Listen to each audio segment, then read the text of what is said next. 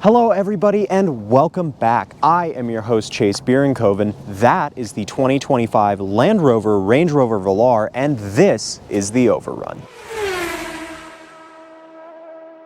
So what is the Range Rover Velar, you might ask yourself? Well, effectively, and though it's cliched, we're gonna call it the baby Range Rover because, well, it kind of is. It doesn't have the four-wheel drive that Land Rover is known for making. Instead, it's got all-wheel drive. It doesn't have a big engine. It's got a turbocharged four-cylinder instead, and, well, it basically is a baby Range Rover aesthetically as well, as I'm about to show you. There's a very Range Rover front. This looks just like every other Range Rover that's been made over the last 10 years, and I think that's by and large a good thing. Around the side, it's also got big Range Rover-y wheels. These are huge. I think that they're 20 or 21-inch wheels. There's also these nice red brakes, which are an optional extra, and I kind of like the wheels. Normally, I'm not big on the whole flat finish diamond cut look, but I think that those are pretty nice. Now, moving around the side, there's also the Range Rover greenhouse, right? This line above the door sill and around the back is extremely Range Rover, and I think it still looks really good, despite the fact that the design has not changed in quite some time.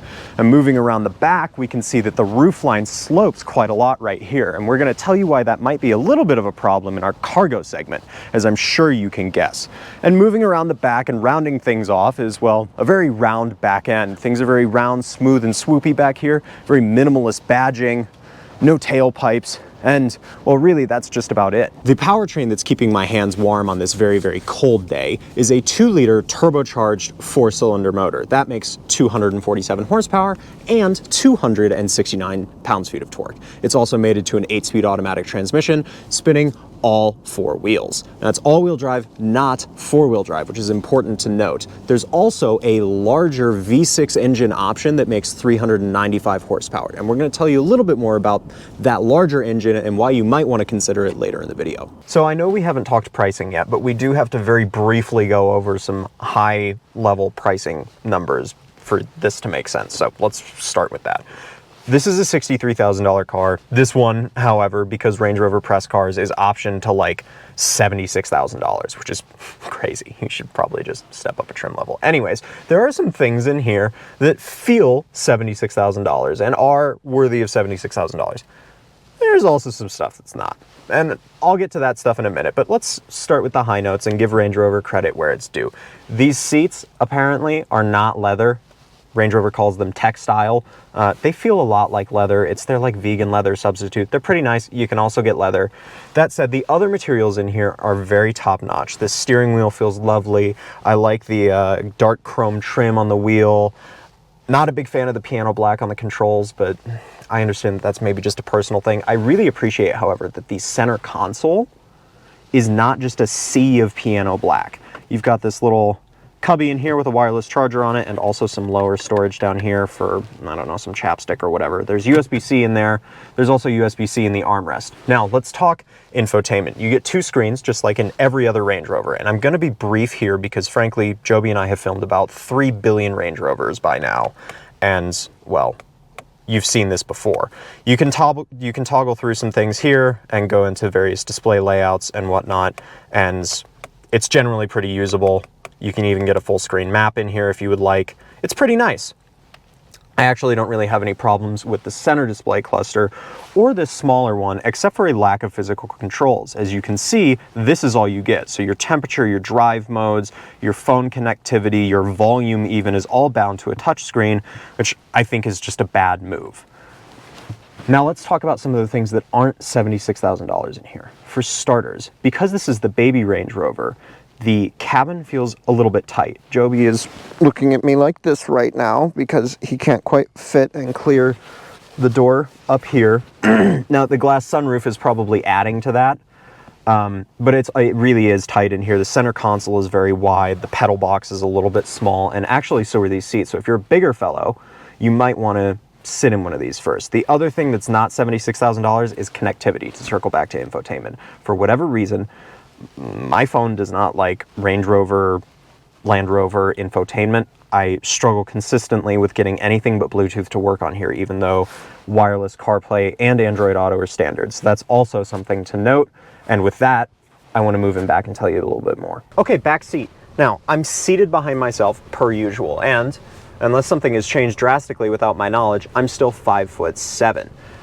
With that in mind, I have some pretty good legroom back here. Now, this seat is pretty high up because this is an SUV, the dash is very high, and I have raised the seat significantly. So if you have a taller front passenger in front of you, you might notice that your footroom here is a little limited. You might not be able to stick your feet all the way under like I am now.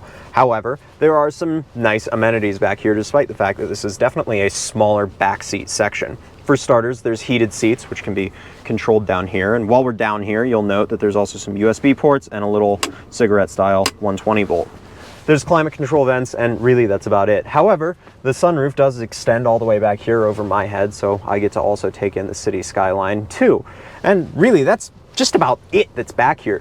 The important thing is that there's not like a massive drop-off in build quality from the front seats to the back seats. These seats are comfortable. I have a little armrest with some cup holders in it, and really I don't have any serious problems with the back seats here. So, cargo capacity. This is 30.9 cubic feet of cargo space, which sounds like a pretty healthy number, but the competition has much more square backs and a little bit more cargo space than this, and I'll show you why this is also theoretically less than 30 cubic feet as well. You see the C-pillar that we were talking about in the design segment looks very pretty on the outside, but it also eats into the cargo space over here and the overhead quite a lot, in addition to the cargo cover, which in fairness you can remove, but the point remains, there's really not a whole lot of cargo capacity back here. Though you do get a full-size spare under the boot floor, there's really just not a ton of room back here, and that's something to consider if you need something to haul a bunch of stuff around. Now, obviously, the small luxury SUV segment is extremely crowded, from items like the Acura RDX to the BMW X3, but we are going to focus on two other competitors right now, the Genesis GV70, which is just about $60,000 in its 3.5T top-tier trim, and the Mercedes-Benz AMG GLC 63, which is about $68,000. If you want a more techy, performance-oriented all-wheel drive coupe SUV, well, there's the GLC. It makes a little bit more power, and on top of that, there's that tech-forward approach that Mercedes has taken. It's not my thing personally, but it's definitely something that a lot of people do like, and it might be something that you like. The other alternative, and a more affordable alternative, is the Genesis GV70. That's a 3.5-liter turbocharged V6, plenty of power, a little bit more cargo capacity, and I would argue a much better interior experience in terms of usability. The Genesis interiors are very practical, very well laid out. The material quality for the price point, though not quite as great as the Range Rover, is still very top-notch. And on top of that, I much prefer their infotainment system to the extremely minimalist approach that Range Rover takes. So does the baby Range Rover drive like a Range Rover? Well, frankly, I think that there are some things about this that are worthy of that $76,000 price tag, or the $70,000 price tag if you move up the trim structure before options. And there are some things that are not. And like the interior, let's start with the things that are. This is a really quiet interior. There's not a lot of road noise. There's functionally zero noise from the tires. On the highway and around town like we are now, this is a really super isolated experience, and it's a very pleasant place to spend time, despite the fact that, like I said, the interior feels a little cramped. I don't really have a problem with it, and maybe that's just because I'm used to driving such small cars. Other things. The Meridian sound system, I really like it. It sounds pretty darn good. We've talked about these Meridian systems before in other Range Rover videos. We'll link a few in the description for you to watch for reference. It's a good sound system. It's worth stepping up to. I'm gonna leave it at that. Let's also move on to the way that this powertrain behaves, because I have some notes there. This is the 4-cylinder. Now, while there's plenty of power, I think, there's also the larger 6-cylinder with more power. On top of that, I have found the throttle programming and the brake mapping to be just a little bit twitchy. It's a little bit weird. I feel like I'm constantly like adjusting the throttle more than I need to be, and I'm not really focused on just getting to my destination. I feel like I'm doing a lot of management, and that's kind of a detractor. The final detractor for this thing is the fact that there are some squeaks and rattles in here, which for really anything more than $35,000 is pretty much unacceptable. There's some rattle in the dash up here under where we've got the camera. Joby and I haven't been able to pinpoint it. We might try and get audio of it, we might not.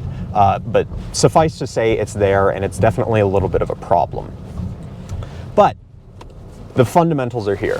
The air suspension means that the ride is really smooth and very composed, and by and large, this feels like a Range Rover experience, and in 70% of the ways that matter, it feels like it's worth the money. And I'm gonna leave it at that. In conclusion, the small luxury SUV segment, as we've discussed previously, is both extremely crowded and competition is extremely fierce. From options like the BMW X3 to the Genesis GV70 to the Mercedes-Benz GLC, there's a lot for everybody. And unfortunately for Range Rover, there's a lot for everybody at a much lower price point in some cases. However, if you're very, very committed to the Range Rover look, the vibe, the aesthetic, whatever it is that you like about the experience that the Velar offers, I have a recommendation for you. Skip the P250 trim. Go for the $70,000 P400 trim, because that gets you the Meridian sound system, the sunroof, etc. But also, and most importantly, it gets you the inline-six powertrain with 400 horsepower. And that's really what you want, and really what makes this feel like a proper Range Rover and not just the baby Range Rover. So with that, I want to thank you guys very much for watching. Please do remember, like and subscribe. It helps the channel out, helps us keep getting cool press cars, helps us keep doing our jobs, and we love our jobs. Thank you so much for watching, and we'll see you next time, guys. Bye.